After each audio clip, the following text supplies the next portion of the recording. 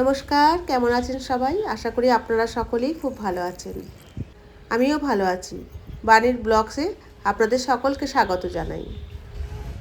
আজকে সোমবার, সকাল সকাল স্নান সেরে তুলসী গাছে একটু জল দিলাম, কারণ আমার ছুটি শেষ, ফিরে যাব আমার কাজের উদ্দেশ্যে মণিপুরে। খুব ভালো লাগছিল সকালটা কাটাতে এখানে, মনটা ভারাক্রান্ত। বসলাম ঠাকুরের ফটোর সামনে, ঠাকুরকে পুজো করলাম। স্নান সেরে এসেছিলাম আগেই, ঠাকুরকে পুজো করে ঠাকুরকে সাজিয়ে তারপরে গেলাম গোপীনাথ মন্দিরে। গোপীনাথের মন্দিরটা আমার শ্বশুরবাড়ির কাছেই, তাই সেখানে গেলাম। আজকে আমার শ্বশুরবাড়িতে পুজো ছিল। ঠাকুর এখন শয়ন ঘরে রয়েছেন, সেজদা গেছেন ঠাকুরকে নিয়ে আসতে। তাই আমি অপেক্ষা করছি ঠাকুরের দর্শন করার জন্য। সেজদা ঠাকুরকে স্নান সারিয়ে নিয়ে আসলেন, ঠাকুরকে বসিয়ে দিলেন পুজোর উদ্দেশ্যে। ঠাকুরের হাতে দিয়ে দিলেন বাঁশি। খুব ভালো লাগছে দেখুন ঠাকুরকে। আশা করি আপনাদেরও ঠাকুরকে দর্শন করে ভালোই লাগবে। মাথাতে মুকুটও পরিয়ে দিলেন সেজদা। একে একে ঠাকুরের সমস্ত শৃঙ্গার করে দিলেন। পাশে ছিলেন রাধারানী, সেজদা রাধারানীকেও সাজিয়ে দিচ্ছেন।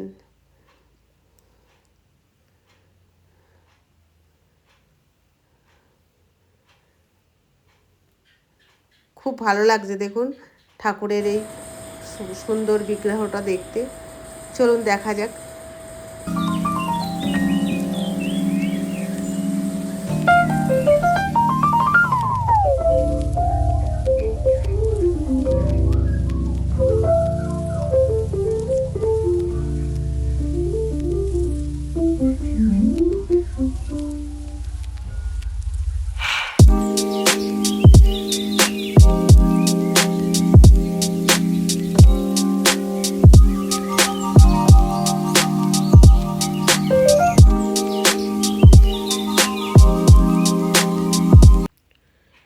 দেখুন নাট মন্দিরটা কত সুন্দর, খুব সুন্দর করে নাট মন্দিরটা বানিয়েছে। আগে কিন্তু এরকম ছিল না জানেন, নতুন করে এখন নাট মন্দিরটাকে বানানো হয়েছে। গুড়াপে একটার পর একটা সুন্দর সুন্দর মূর্তি। সেজদা গোপীনাথের পুজো শেষ হয়ে গেছে এবং সেজদা ওনাকে শয়নকক্ষে নিয়ে যাচ্ছেন, শয়ন আরতি দেবেন। তারপর ফিরে এসেই শুরু করে দিলাম বাক্স গুছানোর কাজ, কারণ মঙ্গলবার আমার ফ্লাইট। তাড়াতাড়ি করে বাক্স গুছানোর কাজে লেগে পড়লাম। একটু রান্না সেরেই শুরু করে দিলাম বাক্স গুছানোর কাজ করতে।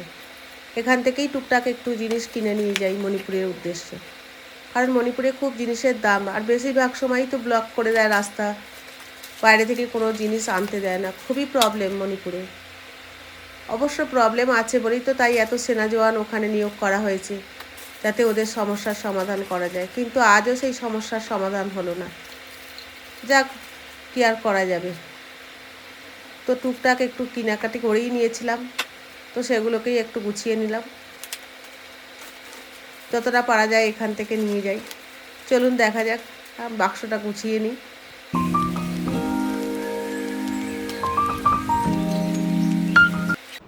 ব্যাস, বাক্স গুছানোর কাজ কমপ্লিট, মোটামুটি কমপ্লিট হয়েই গেছে। সমস্ত কিছু নিয়েও নিয়েছি।